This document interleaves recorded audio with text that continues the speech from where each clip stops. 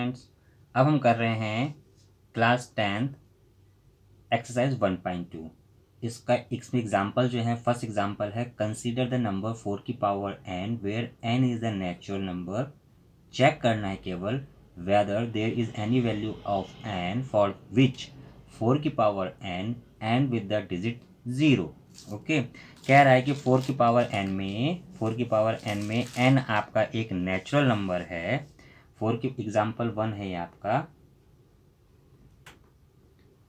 4 की power n में n आपका एक नेचुरल नंबर है, पहली चीज।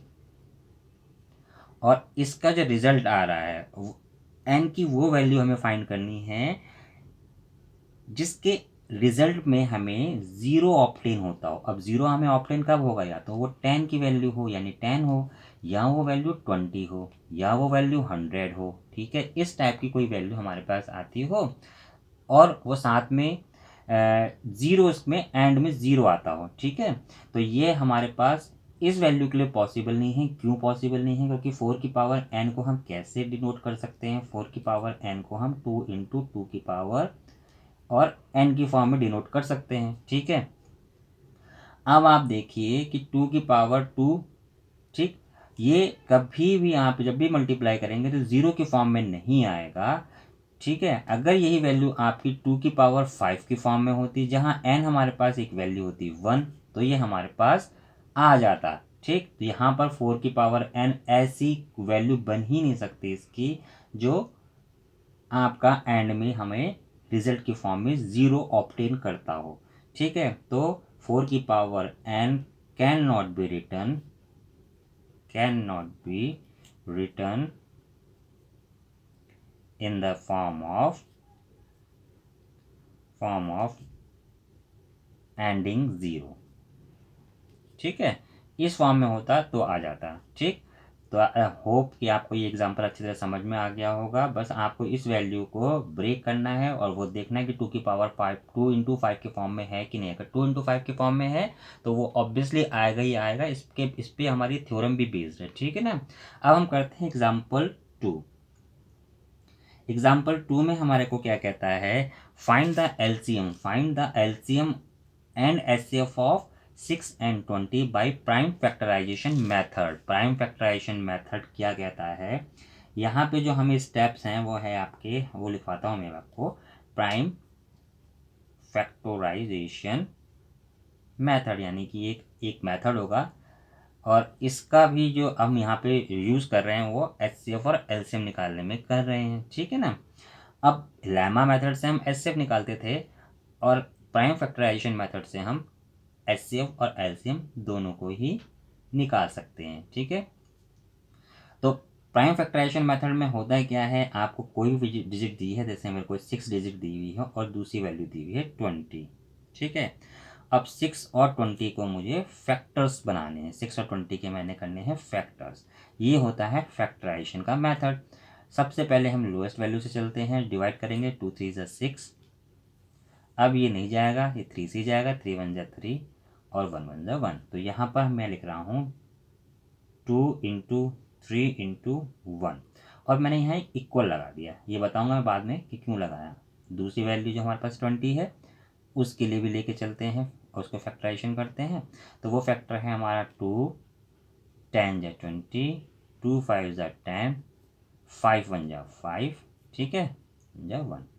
तो यहाँ पर मेरे को जो वैल्यू मिली 2 इंटू 5 इंटू 1 की वैल्यू मिली। इसके आगे मैंने इक्वल रख दिया। ठीक है, अब मैं बताता हूँ मैंने यहाँ इक्वल क्यों किया। फिर बात करेंगे एचसीएफ की कि एचसीएफ क्या होता है और हमारा ये किस तरह से हम इसको ऑब्टेन करेंगे। तो यहाँ पर मैंने कर दिया, ये मेरे पास 2 की वैल्यू है, इसको पावर के फॉर्म में लिख दूँ तो केवल एक ही 2 है, 1 हो गया। इंटू 3 की पावर, 3 को भी पावर के फॉर्म में लिख दूँ तो ये भी एक 1 ही है। इंटू 1 की पावर 1। ठीक, ये मेरे पास 2 क्या है? 2 हैं, तो 2 की पावर 2 लिख देता हूँ और 3 मेरे पास है नहीं और मैं यहाँ लिख देता हूँ 1 की पावर 1 इंटू रिमेनिंग क्या बचा यहाँ पर मेरा 5, इसकी पावर भी 1। ठीक है, अब हमारे पास HCF क्या होता है, सबसे पहले हम HCF को जानते हैं कि HCF है प्रोडक्ट ऑफ स्मॉलेस्ट पावर। ठीक है, HCF है हमारा product of smallest power, product of smallest power. ठीक है, प्रोडक्ट ऑफ स्मॉलेस्ट पावर,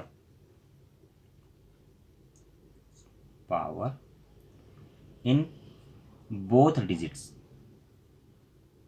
या जितनी भी डिजिट देंगे उन सब में। ठीक है, यहाँ पर आपको 2 डिजिट दिए हैं इसलिए मैंने दोनों डिजिट्स के बारे में कहा है। ठीक, तो और साथ में एक चीज और, both digit product of smallest power. ठीक है, इन बोथ डिजिट। तो ये मेरे पास क्या है आपका स्मॉलेस्ट पावर, स्मॉलेस्ट पावर, और जो कॉमन भी होनी चाहिए, and it should be common in both, it should be common in both digits. ठीक है ना। तो यहाँ पर मेरे पास कौन सी ऐसी वैल्यू है जो कॉमन है, एक तो मेरे पास ये वैल्यू 2 वाली वैल्यू कॉमन आ रही है। ठीक है, और एक मेरे पास 1 वाली वैल्यू कॉमन आ रही है। ठीक, तो यहाँ पर मेरे पास क्या हुआ, और उसकी मेरे को क्या लिखनी है, स्मॉलेस्ट पावर। तो 2 की पावर 2 और 2 की पावर 1 में स्मॉलेस्ट पावर क्या है, और दोनों कॉमन है, उसकी स्मॉलेस्ट पावर क्या है, 2 की पावर 1, और यहाँ पर तो खैर 1 की पावर 1 ही है। ठीक है ना।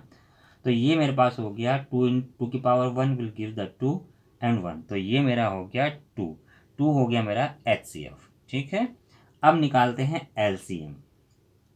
LCM क्या है, LCM कॉमन डिजिट की हाईएस्ट पावर।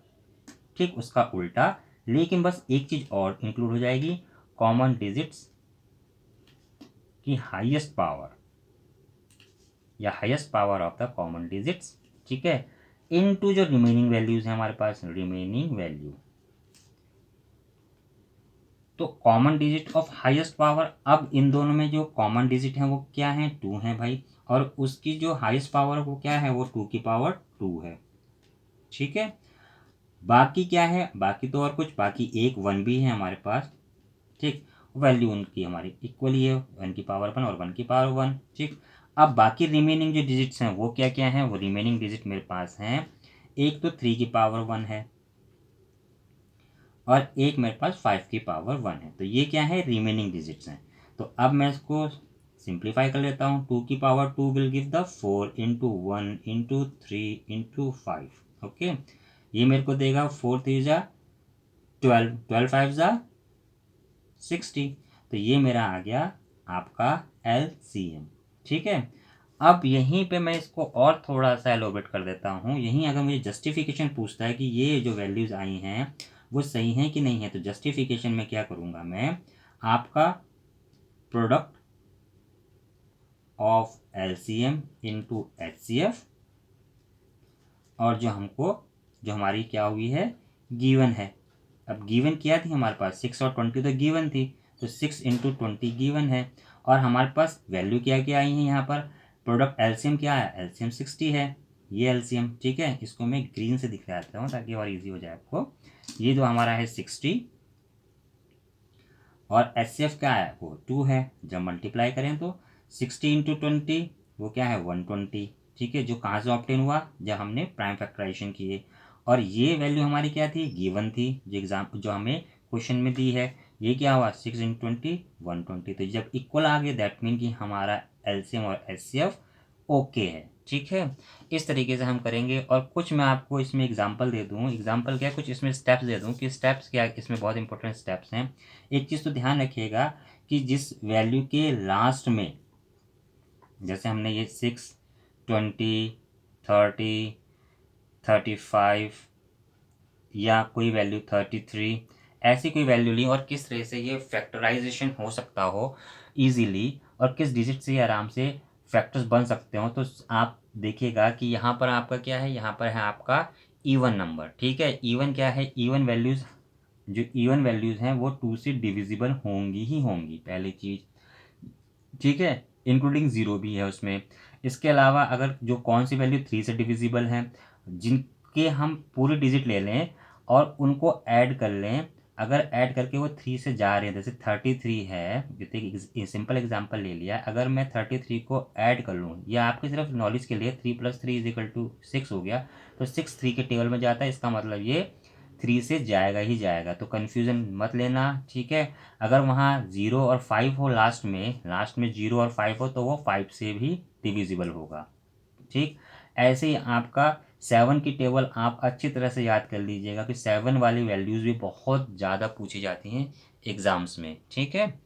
तो ये छोटे छोटे स्टेप्स हैं, फंडामेंटल भी समझ लीजिए। तो इस तरीके से हम इन क्वेश्चंस को करेंगे। Thank you.